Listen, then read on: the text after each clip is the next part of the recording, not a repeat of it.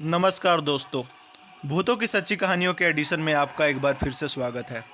आज जो मैं आपको ये कहानी सुनाने जा रहा हूँ, यह जितेंद्र और उसके दो दोस्तों के साथ घटी थी।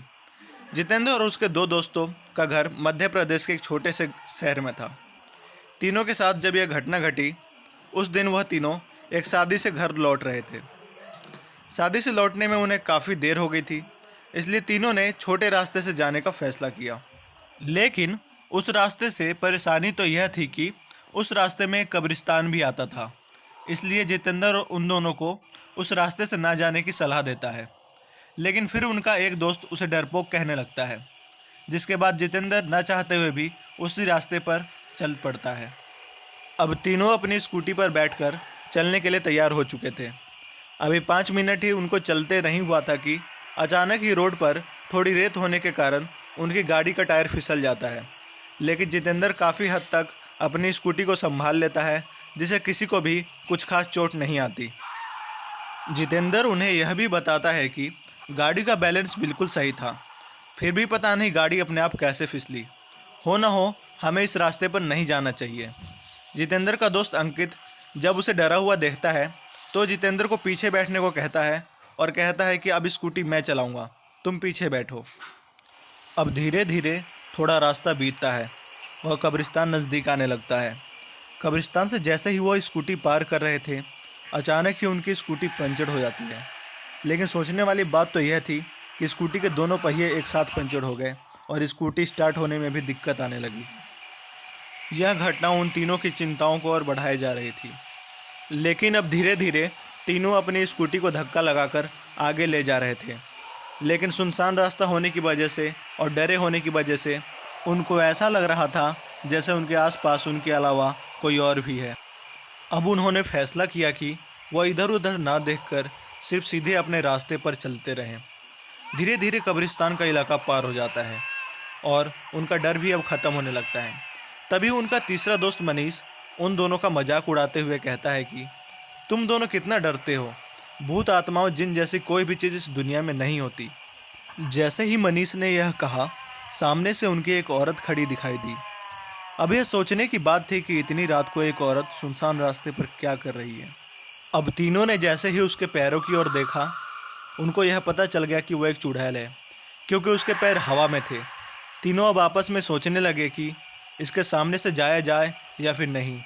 लेकिन जितेंद्र उन्हें कहता है कि वह बिना स्कूटी के अगर घर पहुंचा तो उसे बहुत पिटाई लगेगी, इसलिए वो स्कूटी छोड़कर जाना नहीं चाहता।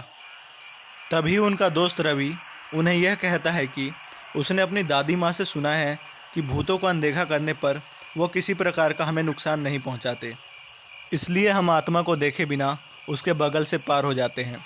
लेकिन एक चीज़ जो हमें ध्यान रखनी पड़ेगी वह यह कि आगे निकलकर कोई भी पीछे मुड़कर नहीं देखेगा। यह कहकर वो तीनों उसके साइड से पार हो जाते हैं।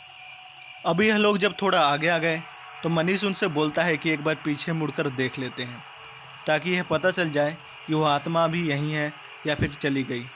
लेकिन रवि उन्हें यह पीछे मुड़ने से मना करता है।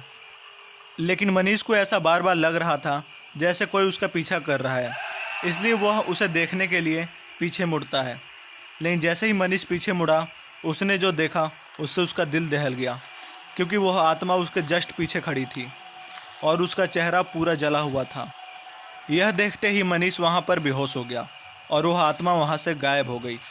उन्होंने अपने आसपास देखा तो एक छोटा सा मंदिर दिखाई दिया। उन्होंने अपनी स्कूटी वहीं छोड़ी और मनीष को उठाकर मंदिर में लेकर गए। उसके मुंह पर उन्होंने कुछ पानी के छींटे मारे, जिसके थोड़ी देर बाद मनीष को होश आ गया। अब तीनों बिल्कुल डरे हुए थे और उन्होंने यह निर्णय लिया कि मंदिर ही उनके बचने के लिए सबसे अच्छी जगह है, इसलिए वो मंदिर में ही रुक गए। थोड़ी देर बाद जब उनका डर ख़त्म हुआ तो वो रास्ते पर गए और अपनी स्कूटी भी वहीं पर लेकर आ गए। अब पूरी रात उन्होंने मंदिर में ही काट दी और सुबह होते ही अपनी स्कूटी का पंचर बनवाया और अपने घर के लिए निकल पड़े। घर पहुंचकर उन्होंने घर वालों से यह झूठ बोल दिया कि शादी से लौटते वक्त रात हो गई थी, इसलिए वो वहीं पर अपने दोस्त के घर रुक गए थे। इस घटना के बाद से उन्होंने अपने कान पकड़ लिए कि दोबारा कभी भी ऐसे रास्ते पर सफ़र नहीं करेंगे, क्योंकि वो आज भी जब सुनसान रास्ते पर चलते हैं तो उनको इस बात का डर बना ही रहता है। शायद इन तीनों की किस्मत अच्छी रही होगी जो इतना कुछ हो जाने के बाद भी इन तीनों को कोई नुकसान नहीं पहुंचा। लेकिन सभी की किस्मत इतनी अच्छी नहीं होती, इसलिए हमें कभी भी आधी रात को सुनसान सड़कों पे, और वो भी खासकर जिस रास्ते में शमशान घाट या फिर कब्रिस्तान आए, उन रास्तों पर नहीं निकलना चाहिए। तो दोस्तों, ये थी आज की कहानी।